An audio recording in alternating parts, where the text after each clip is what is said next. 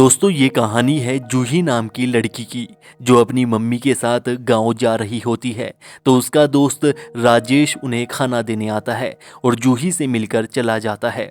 तभी उसी स्टेशन से निषेध नाम का एक लड़का भी ट्रेन में चढ़ता है और फिर जानबूझकर अपनी सीट छोड़कर वह जूही वाली सीट पर आकर बैठ जाता है और बोलता है कि आंटी जी मेरा टिकट पानी में भीग गया है, इसलिए मुझे नहीं पता कि मेरी सीट कौन सी है, इसलिए क्या मैं टीटी के आने तक आपके यहाँ बैठ सकता हूँ।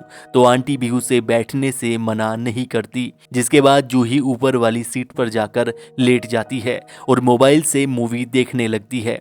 और इधर सामने ही नीचे वाली सीट पर बैठा निषेध लगातार जूही को ताकता रहता है, जिसके बाद दोनों के बीच आई कांटेक्ट होने लगता है और दोनों आंख मिचोली खेलने लगते हैं। फिर मम्मी जूही को नीचे खाना खाने को बुलाती है और जूही से खाना निषेध को भी देने को कहती है। जूही जैसे ही निषेध को खाना देती है तो वह खाना पकड़ते हुए जूही के हाथों को छू देता है, जिससे जूही डर जाती है और फिर वह जूही को देखते हुए कुछ अश्लील इशारे करने लगता है, जिसे देखते ही जूही खांसने लगती है। निषेध उसे पानी पिलाता है और फिर पानी पीने के बाद जूही टॉयलेट में चली जाती है और अपने बॉयफ्रेंड के साथ बिताए हुए कुछ हसीन पलों को याद करने लगती है।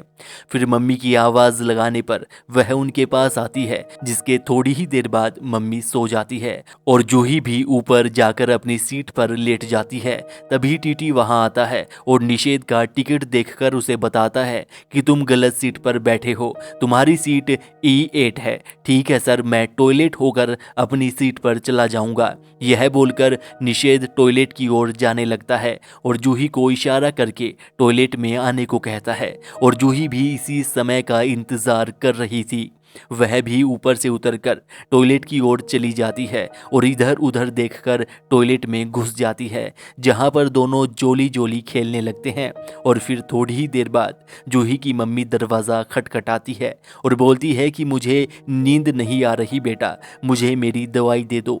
उसकी आवाज़ सुन के दोनों घबरा जाते हैं और जूही जल्दी से अपने कपड़े सही करके बाहर की ओर आती है और फिर अपनी सीट पर आकर मम्मी को दवाई देती है। और इधर निषेध का स्टेशन भी आ जाता है और वह ट्रेन से उतर जाता है, लेकिन जूही को लगता है कि निषेध अपनी सीट पर चला गया है, तो वह इसलिए अपनी मम्मी को सुलाकर उसकी सीट पर चली जाती है, जहां पर कोई और व्यक्ति कंबल ओढ़कर सो रहा होता है। लेकिन जूही को लगता है कि यह शायद निषेध ही होगा, इसलिए वह बिना उस व्यक्ति का चेहरा देखे कंबल ओढ़कर वहीं पर लेट जाती है और दोनों प्यार की किश्ती पर सवार हो जाते हैं।